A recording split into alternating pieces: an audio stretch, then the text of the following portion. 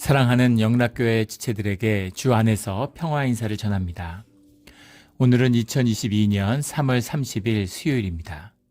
오늘의 묵상 본문은 출애굽기 38장 1절로 31절까지의 말씀입니다. 오늘 본문 말씀 38장 1절부터의 말씀은 이렇게 시작합니다.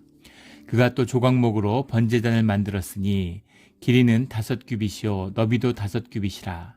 네모가 반듯하고 높이는 3규빗이며 번제단을 만들어가는 이야기입니다. 우리 출애굽기 27장에 나왔던 번제단을 만드는 것에 대한 주님의 말씀을 받아서 이제 직접 번제단을 만들고 있는 것이죠. 번제단이라는 것은 성막 앞에 놓여 있는 주님을 향한 번제, 희생제사를 드리는 그 기름을 태우는, 고기를 태우는 그 번제단이죠. 그 번제단을 만드는 것입니다. 2절에 그 네 모퉁이 위에 그 뿔을 만들되 그 뿔을 제단과 연결하게 하고 제단을 노수로 쌌으며, 우리 여러 번 앞에서도 나누었던 말씀이지만 뿔이라고 하는 것은 구원을 상징하는 것이죠. 그래서 우리 역대왕 상에 보면 1장에 그 아도니아가 솔로몬으로부터 죽을 위기에 처하니까 가서 제단 뿔을 붙드는, 그래서 목숨을 건지는 이야기가 나오죠. 도피성처럼 이 제단의 뿔이라는 것을 잡으면 주님의 구원을 붙드는 그런 상징적인 의미로 받아들였다는 것을 알 수 있죠.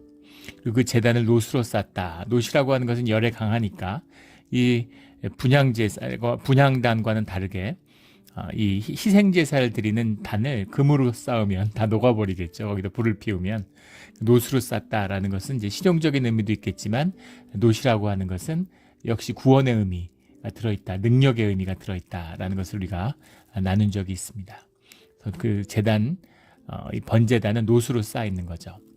3절에 제단의 모든 기구, 곧 통과 부삽과 대야와 고기 갈고리와 불 옮기는 그릇을 다 노수로 만들고, 고기 갈고리라는 건 이제 삼각으로 된 고기를 펴는 데 쓰는 것이고, 부삽이라고 하는 것은 이제 말 그대로 삽이죠.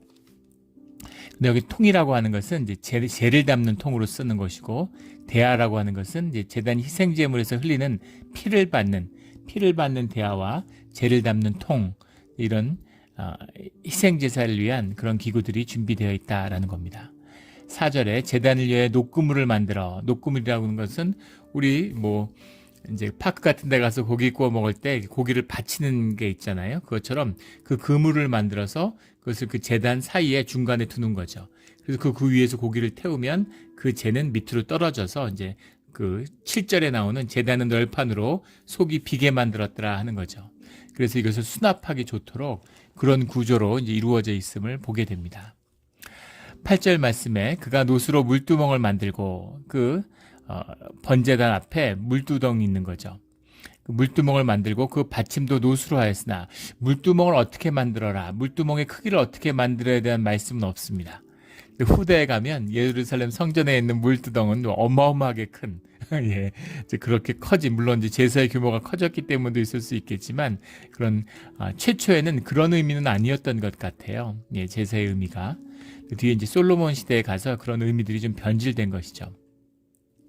그 받침도 노수로 하였으니 곧 회막문에서 수종 두는 여인들의 거울로 만들었더라. 8절 말씀이 아주 의미심장하죠. 회막문에서 수종 두는 여인이라는 말이 처음 나왔는데, 수종 두는 여인들이 누군가에 대한 역사적인 많은 논란이 있습니다. 예, 이 수종 두는 여인들이 말 그대로 수종 들었다라는 걸로 봐서는 제사를 준비하는 여러 가지 일들을 옆에서 도왔던 것 같아요. 예, 그런 또 이 희생제사의 번제물들을 다루고, 또 번제물들이 나온 다음에 나중에 화목제사 같은 걸 지내면 그 음식물들 나눠서 먹도록 분리하고, 그런 일들을 돕는 여성들이 있었던 것이 아닐까라는 생각이 듭니다. 그런데 이것이 이제 15장에 나왔던, 출애굽기 15장에 나왔던 주님께 향한 제사 가운데 주님을 찬양하고 경배하는 것이 들어있으니까, 주님을 찬양하고 높이는, 춤을 추고 주님을 높이는 그런 찬양대가 아니었느냐, 이런 해석도 있습니다. 그런 해석도 일리가 있는 것이죠. 그런데 문제가 되는 것은, 이것이 바알 제사, 이런 아스타롯 제사 같은 이방 제사에서 있었던 그 그리스와 애굽 시대 팔레스타인에 널리 퍼져 있었던 성전 창기다, 이런 주장을 하는, 역사적으로 그런 주장을 하는 사람들이 있어요. 근데 그건 아니겠죠. 예, 왜냐하면 그것은 이제 이방신을 기쁘게 하기 위한 삶의 기쁨을 긍정하는 이제 그런 식의 양식인데 주님이 그걸 아주 싫어하시죠. 그래서 이방 제사를 싫어하고 이방 제사를 끊으라고 그랬는데 지금 출애굽을 시작하는 이 마당에 그런 성전 창기가 있다. 이거는 이제 뭐 생각하기 어려운 일입니다. 또 하나는 사무엘상 3장에 보면 엘리의 자식들이 타락해서 이 성전에 수종 두는 여인들과 이제 관계한 얘기가 나오죠. 근데 여호와의 사람들을 범죄케 했다고 엘리가 그의 자식들을 꾸짖는 이야기가 나옵니다.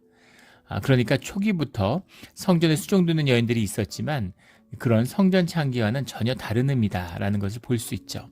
그런 해석 자체가 이런 그 여호와의 그 성전의 제사를 이렇게 모욕하려고 하는 여호와 이름을 더럽히려고 하는 그런 의도가 있지 않느냐 이런 생각도 듭니다. 그런 거는 이제 말이 안 되는 이야기겠죠. 분명한 것은 성전에 그 제사장대의 일을 도와주는 수종드는 여인들이 있었다라는 것은 이제 분명한 것이죠. 성경의 말씀대로. 그런데 바로 그 물두멍을 만드는, 물이라는 것은 제사를 드리기 손을 씻고 이제 몸을 정결하게 하는, 제사를 위해 준비를 하기 위한, 몸을 정결케 하는 위해서 있는 거잖아요. 우리 그 세숫대와 같이 물을 받아놓고 거기다 손도 씻고 몸을 씻는 그런 곳입니다. 그런데 그 수종드는 여인들의 거울로 만들었더라라는 이 말씀이에요. 이게 무슨 말일까? 수종드내야 되는 여인들의 거울로 물두멍을 만들었다. 물두멍은 노수로 만들었죠. 이 시대에는 거울을 노수로 만들었습니다. 우리 지금도 뭐 국립박물관 같은 데 가면 이 청동기를 이렇게 노술 계속 이렇게 닦으면 이렇게 반짝반짝해지죠. 그럼 그것을 이제 거울로 쓰는 겁니다. 얼굴을 비춰보는. 그 시대 최고의 그 뭐라고 그럴까요? 최고의 액세서리인 거죠. 여인들의 최고의 어떤 보물 1호가 바로 청동 거울이죠. 청동 거울이 있다 그러면 귀족인 겁니다. 그런 시절인데 수종드는 여인들이 이제 거울을 가지고 있는 그 거울들을 내놔서 거울들로 물두멍을 만들었다라는 거죠. 여인들이 거울을 왜 갖고 있겠습니까? 지금도 마찬가지지만 여인들에게 있어서 가장 중요하게 여기는 것 중에 하나가 이제 외모를 가꾸는 것이죠. 그래서 외모를 가꾸려면은 얼굴을 봐야지 가꿀 거 아니겠어요? 거울이 소중한 겁니다. 여인들에게 있어서 남성들은 시각적으로 끌린다고 그래요. 여성들은 시각적으로 이성에게 끌리지 않는다고 그래요. 근데 남성들은 시각적으로 끌리니까 사실은 여성들의 외모가 남성들의 외모보다 훨씬 더 민감하게 다뤄지는 그런 자연적인 이유가 있는 것이죠. 여성의 외모가 가지는 의미는 더 뭐 말해 뭐 하겠습니까? 역사적으로 말할 것도 없죠. 이런 뭐 클레오파트라의 이야기, 폼페이우스, 케이사르, 안토니우스, 로마의 패자들이 차례로 이집트로 쳐들어가면 다 클레오파트라한테 그 마음을 빼앗겨서 클레오파트라를 오히려 애굽의 왕으로 세워주는 거죠. 마지막에 그 삼두 정치, 후기 삼두, 제2 삼두 정치의 패자가 됐던 최초의 황제정을 열었던 옥타비우누스는 이제 클레오파트라에게 마음을 빼앗기지 않았습니다. 그래서 이제 1대 황제정을 열 수 있었죠. 근데 안토니우스, 삼두 정치에서 옥타비우누스와 그 패권을 겨루었던 안토니우스는 클레오파트라의 마음을 빼앗긴 정도가 아니라 로마를 배신했어요. 여인에 빠져서 로마의 황제가 될 수 있는 인물이었는데 오히려 로마와 맞서 싸우는, 애굽의 군대를 지휘해서 로마와 싸우는 일이 됐습니다. 어떻게 클레오파트라의 매력은 무엇이길래 이렇게 애굽에만 가면 클레오파트라한테 빠져들었을까? 이제 그런 옥타비우누스는 마지막 애굽을 점령한 다음에 클레오파트라를 만나려고 하지 않았다는 거죠. 자기 이제 마음을 지키기 위한 것이었겠죠. 딱 한 번 또 궁금했겠죠. 도대체 클레오파트라의 미모가 어땠길래, 클레오파트라의 코가 뭐 조금만 낮았더라면 뭐 인류의 역사가 바뀌었을 것이다. 뭐 이런 이야기들이 이제 내려오는 것처럼 뭐 여인의 미모와 관련된 이야기는 뭐 수도 없이 많습니다. 중국의, 우리 동양의 오래된 이야기 중에서도 나라를 위태롭게 하는 미모다, 뭐 이런 이야기가 내려오잖아요. 그런 것처럼 여인의 뭐 외모와 관련된 이야기 숱하게 많죠. 저희 군대 근무할 때 저희가 이제 국방부에 근무했는데 여군들이 많이 와요. 그 여군단도 옆에 있었고. 근데 뭐 장교가 오던 사병 뭐 그런 주로 하사관이 오던 타이피스트가 오던 뭐 군의관이 오던 뭐 간호장교가 오던 무슨 법무장교가 오던 누가 오던 그 간부던 병사던 질문은 하나입니다. 예쁘냐 하는 게 다 첫 질문이죠. 미모에 대한 관심들이 많아요. 예전에 한국의 큰 교회에 그 목사님이 그 말씀을 하시는데 당신 교회에 그런 교회가 큰데 한국은 그런 일들이 있습니다. 이렇게 소매치기가 오는 거예요. 전문 소매치기인데 교회에 소매치기가 들어오는 거예요.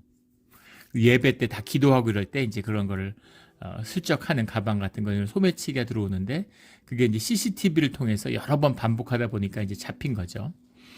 그래서 이제 경찰에 가게 됐는데 피해자들 권사님들이 쭉 앉아 있고 그 다음에 이제 범인으로 잡힌 근데 그 소매치기 범이 아주 그냥 미인이었다는 거예요. 그 뭐 아주 그냥 그 빼어난 미모의 젊은 여성이었다는 겁니다. 근데 경찰이 이렇게 조사하러 들어오는데 경찰이 처음 조사로 와서 앉자마자 그 소매치기 그 이제 피의자한테 어떤 피해를 입으셨냐 그러면서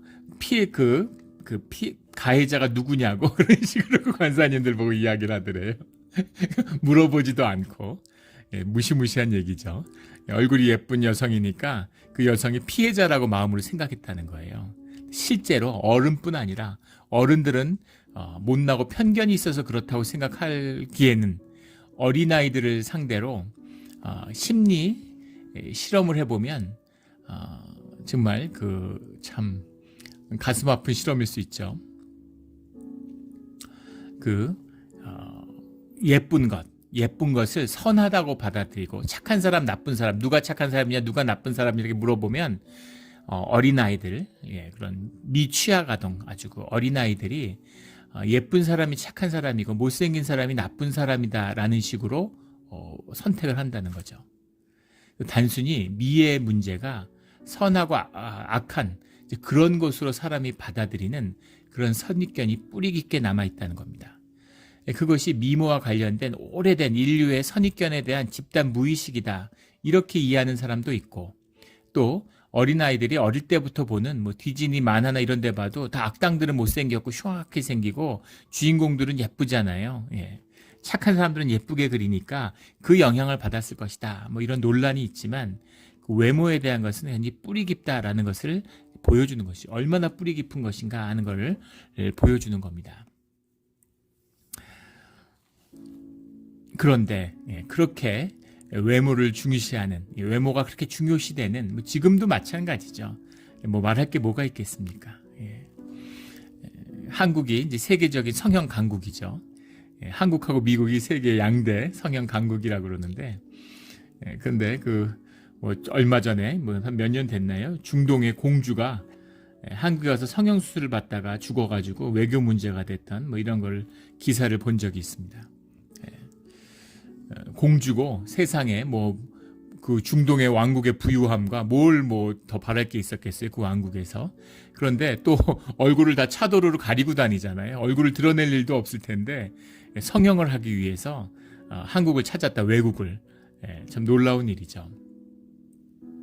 그러니까 외모에 대한 관심이라는 것이 단순히 남한테 보여주기 위한 것이 아니라 스스로의 미를 갖추려고 하는 아름답게 되고 싶어 하지 않은 아주 기본적이고 원초적인 본능이다라는 것입니다. 한국의 유명한 성형외과 의사인데 무슨 유튜브에서 인터뷰하는 걸 봤어요.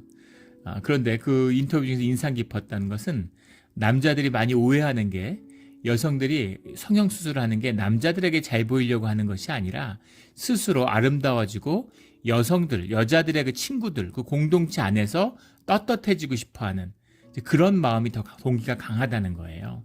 옷을 예쁘게 보이게 하고 싶은, 자신을 예쁘게 드러나게 하고 싶은 그런 욕구가 본질적이지 이성을 향한 것은 거기서 밀린다는 겁니다. 그걸 굉장히 인상 깊게 들었어요. 굉장히 인간의 원초적인 마음, 여성의 마음 가운데 아름다움을 향한 지향이 있다는 겁니다.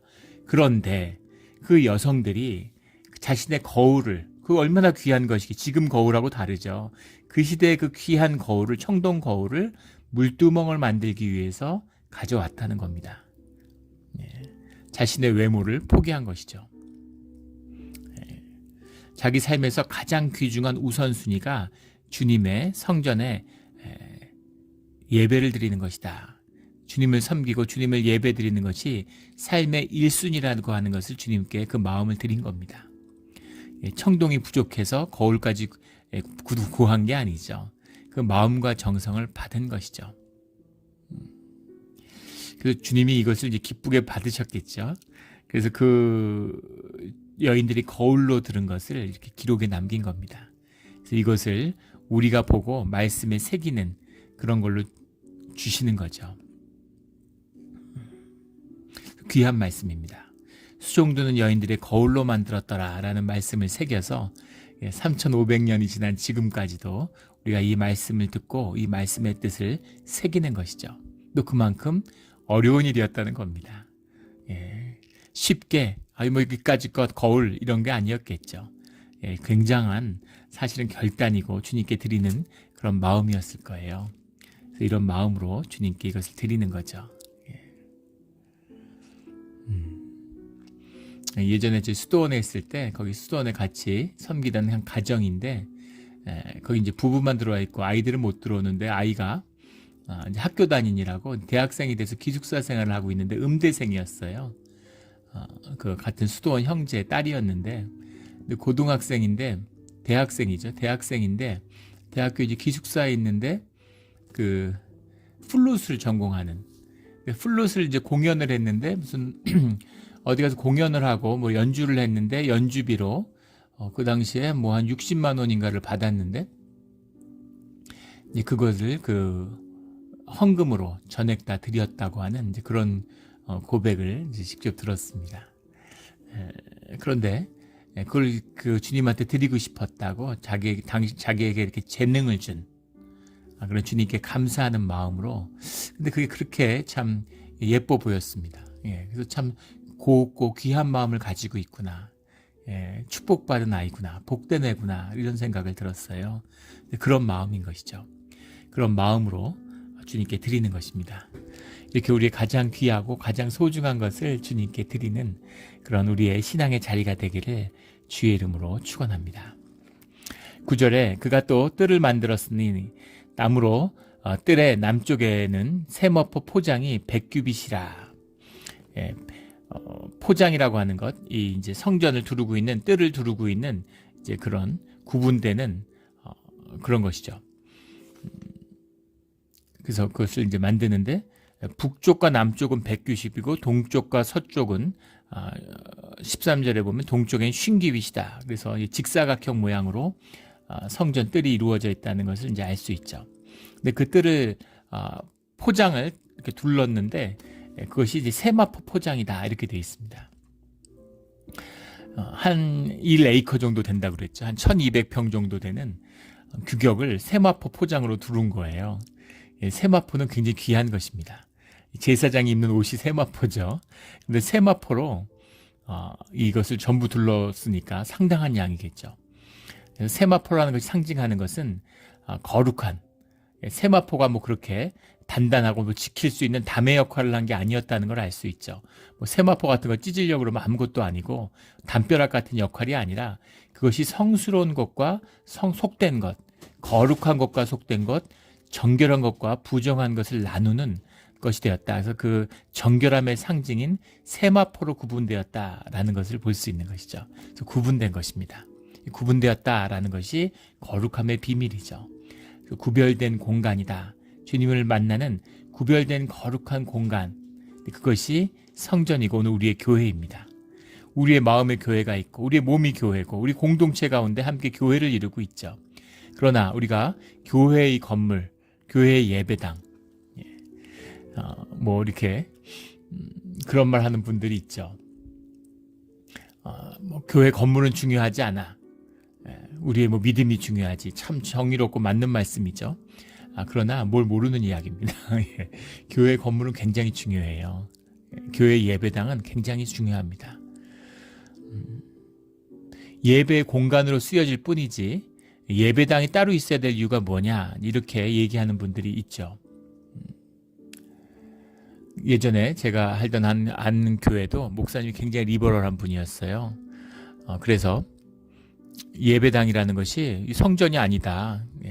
성전이 위아래로 갈라지고 예수님 이후에 우리 모임의 공동체가 교회지 무슨 교회 건물이 교회가 아니지 않느냐. 정말 맞는 말씀이죠. 그래서 교회 가운데 건물 가운데 모임도 갖고 또 지역사회를 섬기겠다고 해서 무슨 예비군 모임 장소로도 내주고 그다음에 거기서 무슨 애프터스쿨 같은 데 내줘가지고 무슨 볼륨 댄스 같은 거 그런 걸 거기서 추고 이러는 거예요. 뭐 멀리 갈 것도 없죠. 우리 옆에 있는 교회 봐도 뭐 하와이안 댄스 같은 거 본당에서 하잖아요. 그런 거 막 교실 같은 거 여러 군데 세를 줘가지고 그렇게 하면 안 된다는 게 아니에요. 그렇게 할 수 있습니다. 근데 그렇게 하려면 교회가 진짜 성숙하고 아주 단단한 주님의 진짜 공동체를 이루어야 되는 겁니다. 공간으로 구별된 그 거룩함도 지키지 못하는데 손에 잡히고 눈에 잡히는 거룩한 공간을 지키지 못하는데 마음을 지킬 수 있을까요? 돌판에 새긴 법궤도 지키지 못하는데 마음의 주님의 계명을 새겨서 마음을 지킬 수 있을까요? 원리적으로는 가능한 얘기 같지만 almost impossible한 이야기입니다. 사실은 impossible한 얘기죠. 그래서 주님이 우리에게 은혜로 교회의 건물을 예배당을 주시는 거예요. 예배당을 거룩하게 여기지 못하는 사람이 자신의 몸을 거룩하게 여기겠습니까? 턱도 없는 소리죠. 그래서 완전한 얘기, 100% 얘기하는 내가 공부를 못해요. 공부를 하는데 한 40점밖에 시험 점수를 공부를 해도 40점밖에 못 맞아요. 그럼 열심히 노력해서 자신의 수준을 받아들이고 50점, 60점을 만드는 그런 학생이 돼야 되는 거죠. 그런데 100점을 맞는 이야기래요. 야, 100점을 맞아야지. 반에서 40등 하는 애한테 전교 1등 해야지. 그건 목표가 아니죠. 허무맹랑한 소리입니다. 이원론이죠. 종교는 이원론이에요. 종교의 거짓이죠. 극단적인 성스러움과 극단적인 속된 것을 대비시키는 거죠. 그런데 주님은 죄인 가운데 머무시고 죄인과 함께하고 계시다는 겁니다. 용서받은 죄인으로서 부끄럽고 우리의 육성 자체도 내 자신의 육성조차도 다스릴 수 없는 그런 죄된 육신 가운데 있는 우리를 은혜로 받아주신 자리, 그런 사람들의 모임이 우리의 교회예요. 그래서 교회를 착각하면 안 됩니다. 주님의 천국을 지향하지만 죄인들의 모임이라는 것을 기억해야 되는 것이죠.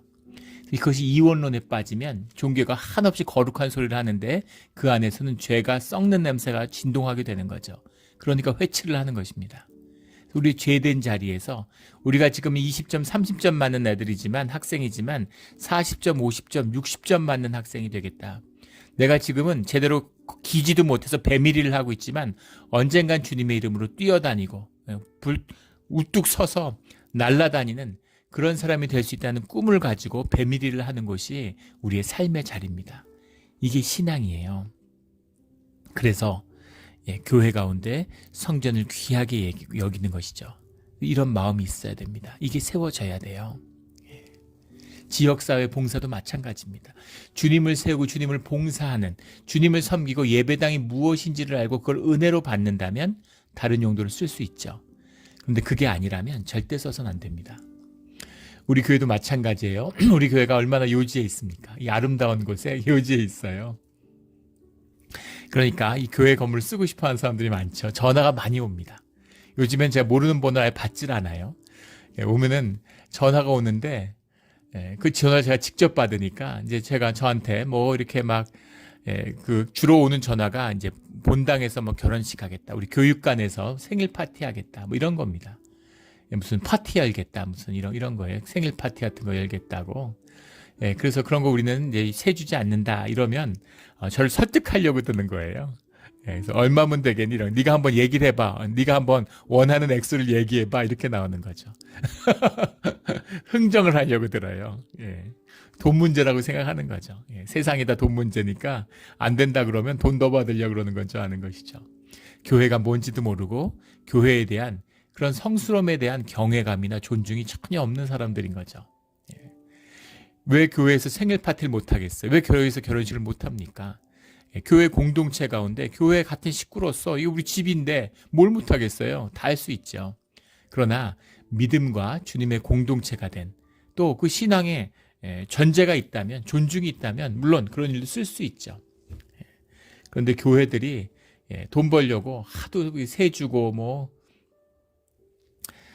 이런 거 이런저런 용도로 쓰다 보니까 그런데 쓰지 말라고 세금도 면제해주고 재산세도 내지 않는 거잖아요. 그런데 그런 식으로 교회가 타락하고 존중과 그런 경외감을 잃어버리고 나니까, 그러니까 교회라는 것을 그 사람들이 의식적으로 그런 건 아니더라도 세상의 영에 붙들려 있는 무의식적으로는 교회를 멸시하는, 주님의 이름을 더럽히려고 하는 그런 마음들, 그런 무의식들이 있는 것이죠. 절대 용납할 수 없는 것입니다. 교회가 교회의 존귀함으로, 교회의 거룩함으로, 예배의 성스러움으로 구별돼야 되는 것이죠. 이것이 세마포 포장의 비밀입니다. 세마포 포장으로 우리의 삶의 자리를, 교회를, 공동체를 두르는 우리 모두가 되기를, 구별되는 우리 모두가 되기를 주의 이름으로 축원합니다. 21절에 보면 성막, 곧 증거막을 위하여 레위 사람이 쓴 재료의 물목은 제사장 아론의 아들 이다말이 모세의 명령대로 계산하였으며, 물목이라고 했는데 봉사의 뜻도 들어있습니다. 그래서 단순히 물품만이 아니라 사람들의 헌신된 것까지도 이다말이라는 건 아론의 넷째 아들이죠. 다 기록해 두었다, 이런 이야기입니다. 성막, 곧 증거막. 근데 이 성막을 회막이다고도 하고 여호와의 전이다, 장막이다, 하나님의 집이다, 이제 여러 가지 이름으로 쓰고 있죠. 이 성막, 증거막을 만드는 이 모든 일 가운데 함께했다, 이런 이제 고백이죠. 22절에 유다 지파 훌의 손자여 우리의 아들인 부살렐은 여호와께서 모세에게 명령하신 모든 것을 만들었고, 부살렐이 감독이 되어서 사람들이 만드는 것을 지휘했다는 얘기입니다. 23절에 가면 오홀리압이 그의 일을 도왔다. 그러니까 감독과 부감독이 되어서 이 모든 일들을 했다는 것이죠. 부른 은혜대로, 소명대로 주님을 섬겼다라는 겁니다. 모세의 부름이 있고, 아론의 부름이 있고, 훌의 부름이 있고, 또 부살렐과 오홀리압의 부름과 소명이 있는 것이죠. 이 모든 것이 협력해서 주님의 선을 이루어가는 것입니다. 주님의 받은 달란트의 비밀이죠. 24절에 성소 건축의 비용으로 드린 금은 성소의 세겔로 29달란트와 730세겔이며, 달란트는 한 34kg 정도 되고, 세겔이라는 것은 11.4g 무게의 단위죠. 그래서 이걸 합쳐보면 한 1톤 정도 된다는 걸 알 수 있어요. 엄청난 양입니다.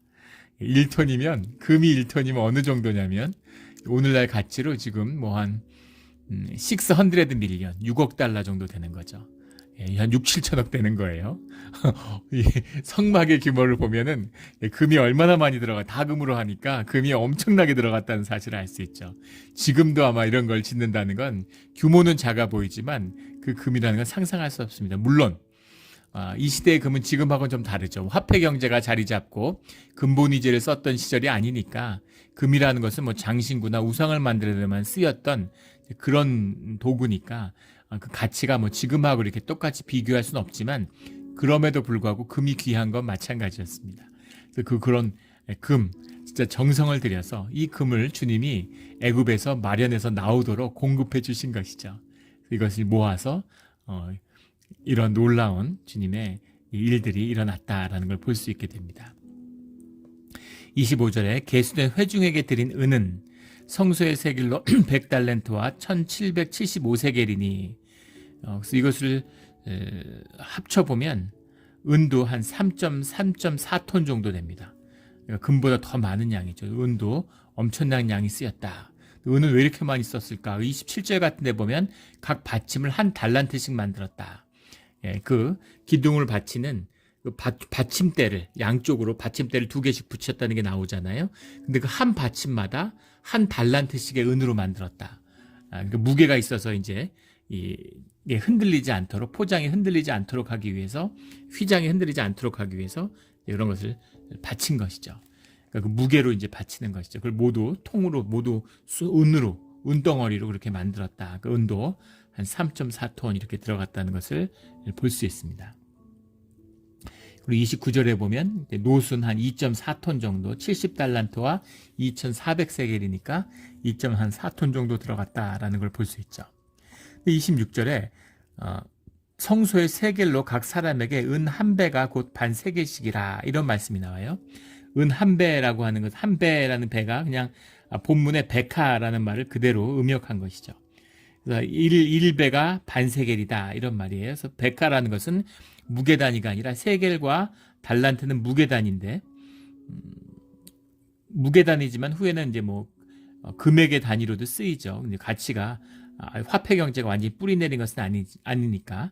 근데 백하라는 것은 화폐 단위다라는 겁니다. 그래서 반 세겔이 한 백하죠. 보통 한 세겔이 4일치의 임금이었다고 그러죠. 그래서 이틀치의 임금이 반 세겔입니다. 그 이틀치의 반 세겔을 한 백하라고 하는데 한 백하씩을 속전세로 성전의 속전세로 드리는 거죠. 그것이 이제 30장에 나왔던 11절 16절 말씀에 생명의 속전의 말씀에 나오죠.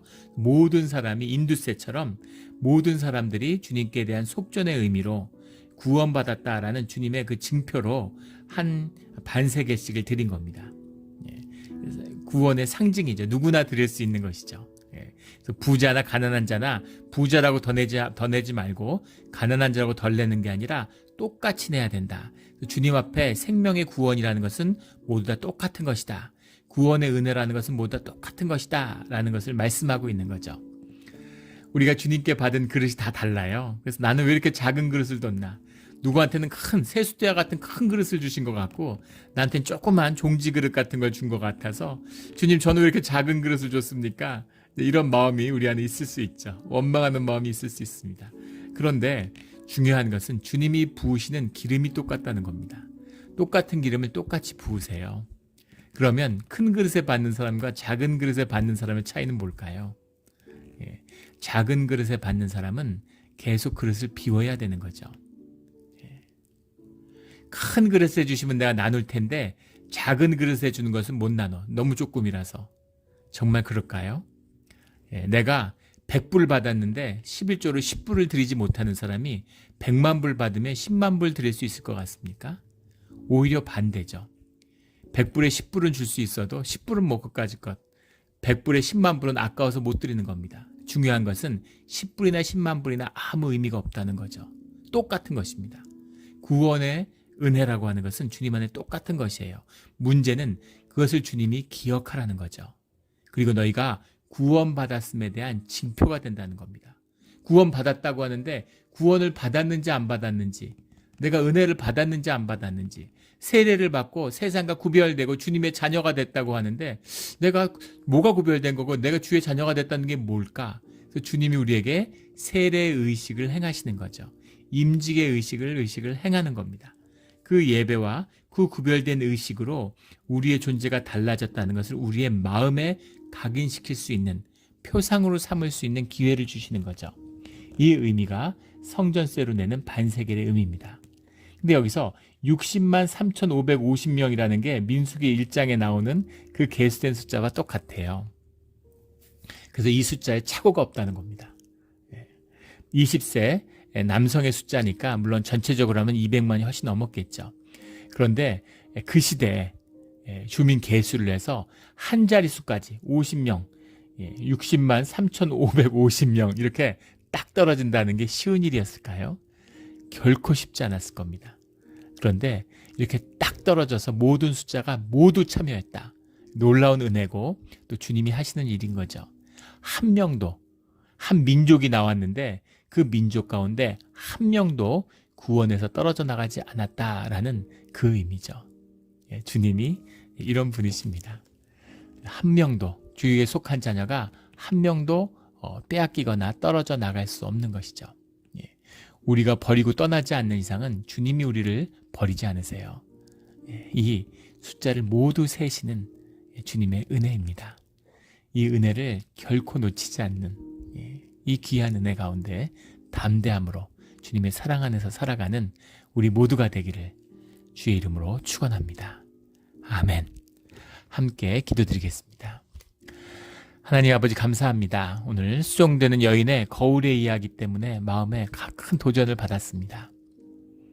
내 삶에 가장 귀한 것, 내가 나를 꾸미고 나를 높이는데 가장 귀하게 생각한 것을 주님께 내어드리는, 나를 비우고 나를 낮추고 내가 없어진 자리에 주님의 영광이, 주님의 귀하게 빛나는 그 빛나심이, 그 존귀함이 우리 삶을 존귀하게 만들고 귀하게 만드는 비밀인 것을 말씀하여 주시니 감사합니다.